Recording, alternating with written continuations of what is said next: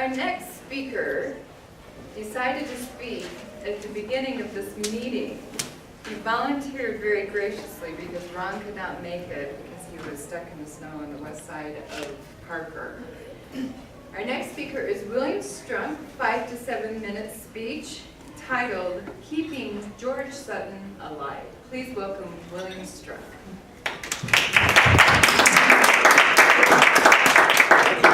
Thank you. And hello everyone, so good to be here. And it was very good fortune on my part when Jennifer said, can you fill in for Ronnie? Because I'm always willing to help out the George Sutton Club. That's what I want to talk about today. I want to talk about this club, and I want to talk about keeping the George Sutton Club alive. All of you know that I retired from active membership last October. But I was, and still am, very grateful for being awarded the Certificate of Emeritus.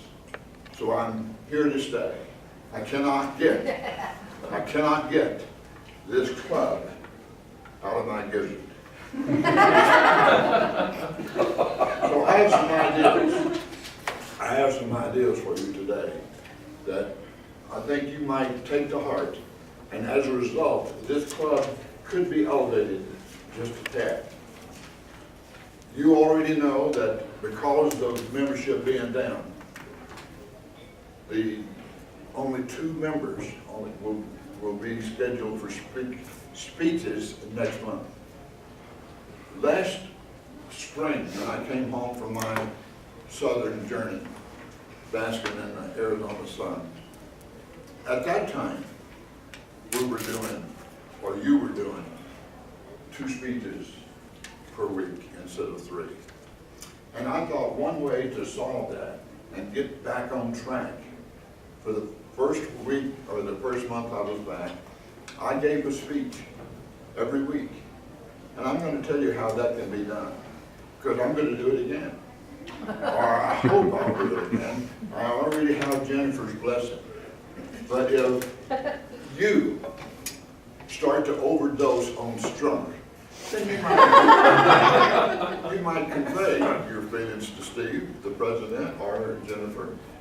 And if I'm speaking too much, just let them know. And that can be compelled.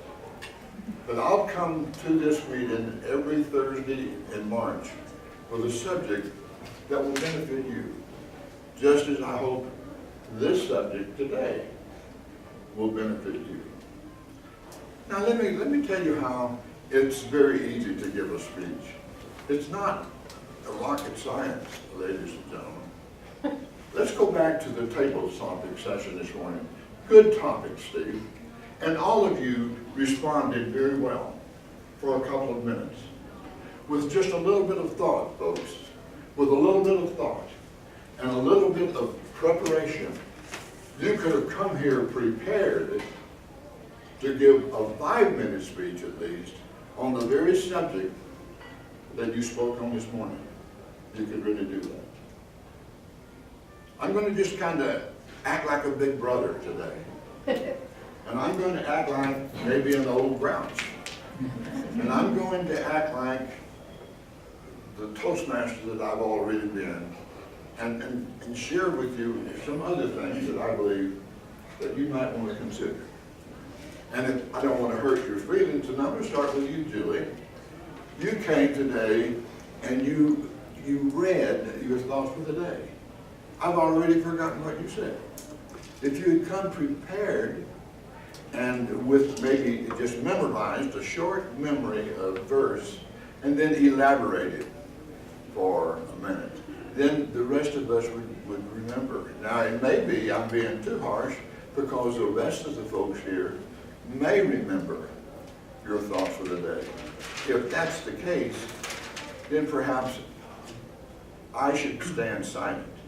But that's one way that we could do a much better job, is to come prepared to do the thought for the day and not just read it. See, any 5th grader can read a thought for the day, or anyone can read a joke for the day. The idea when you do a joke or the thought of the day, is to practice your public speaking. Now, again, back to being able to do a 7-minute speech or a 5-minute speech. Just a couple of thoughts, and you can give a very good speech. The thing is, I believe that we have the notion that, well, I just can't do that. And folks who say that I can't do, I think it was J.C. Penney said, they're right. If you say you can, you can. If you say you can't, you're also right. So it's really a matter of attitude as to whether or not you can give a 5 to 7-minute speech. I know that you're busy people, but there's constant thoughts coming your way that you could elaborate on and bring to the meeting. And just recently, I don't want to beat down on you too much, but just recently, I visited another club because I wanted to bring a couple of members or a couple of people who are interested. I couldn't bring them here because the noonday club was out for them, so I took them to an evening club. And that group is just pathetic. And so when I look at them and look at George Sutton, then I say, oh, we really got it in the bag. But there's still room for improvement. Let me close with this quick story. I grew up, as I indicated before, that I had a career in the military. And every day after we'd go out marching and training and do whatever we did, we would assemble before lunch in the first sergeant. For you civilians, that means the first sergeant. The first sergeant is the top sergeant in any outfit. He would come out and his speech was always the same. He was talking about the barracks. Okay, he said, fellows, the barracks looked a little bit better today, but there's room for improvement. And the next day, his same speech. Looked pretty good, but there's room for improvement.